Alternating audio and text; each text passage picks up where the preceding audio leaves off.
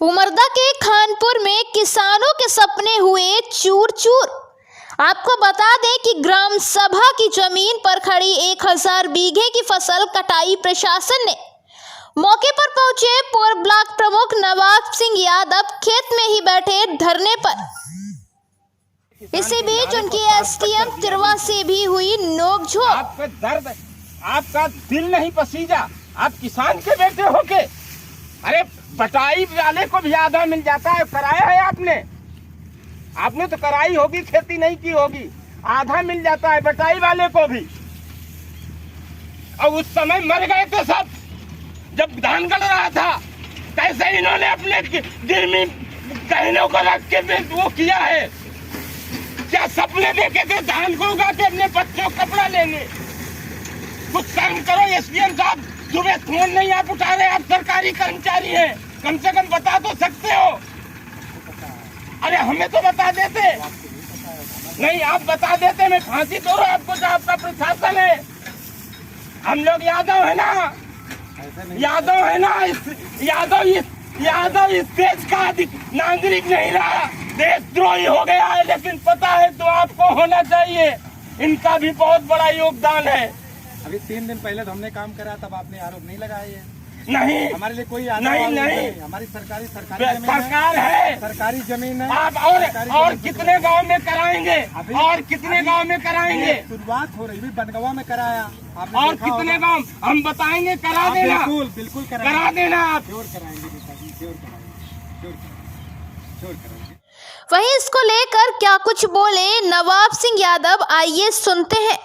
ग्राम सभा की हजारों बीघा जमीन है और ग्राम सभा की जमीन पे ग्राम के लोगों का अधिकार होता है और ग्राम सभा का अधिकार होता है। पट्टे किए जाते हैं तो दूसरी ग्राम सभा के लोगों को नहीं किए जाते हैं, ग्राम सभा के लोगों के ही किए जाते हैं।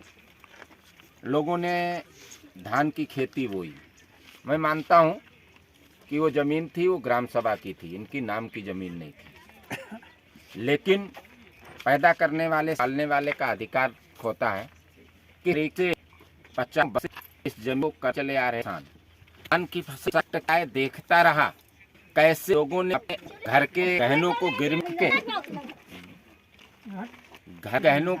रख के धान को तैयार किया। और जब धान पक गई तो प्रशासन ने कंप्लेंट लगा, धान कटवा ली 1000 बीघा। अब मानवता के अनुसार भी देखा जाए, जो बड़े किसान होते हैं बटाई पे दे देते हैं, लागत लगाई है, मेहनत की है, तो आधा तब भी उनका हो गया। अगर सरकार का भी है तब भी उनका आधा हो गया है।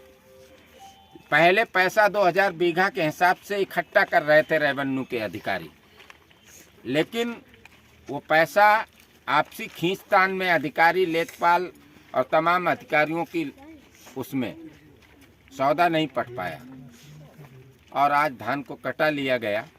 और यही इतना ही अत्याचार नहीं हुआ, जिन लोगों की नाम की भी जमीन कई लोगों की है, अब कहा जा रहा उन्हें दे, उनका भी खेत काट लिया गया ना सर। उसकी अभी एक महिला बेहोश हो गई, वो उसकी बेटी की शादी है, उसने सपना देखा था कि धान बेच के हम अपनी बेटी के हाथ पीले करेंगे और धान प्रशासन ने कटा लिया। अब बताइए उसके सामने क्या विकल्प है, कैसे अपनी बेटी की शादी करेगी। ये सरकार नारा तो देती है जय जवान जय किसान, यही जय जवान जय किसान, यही भारत का प्रधान देश है जहां पर किसान अपनी गाढ़ी कमाई से फसल को तैयार करे और प्रशासन के लोग आए कटा लें। इन्हें शर्म आनी चाहिए, ये भी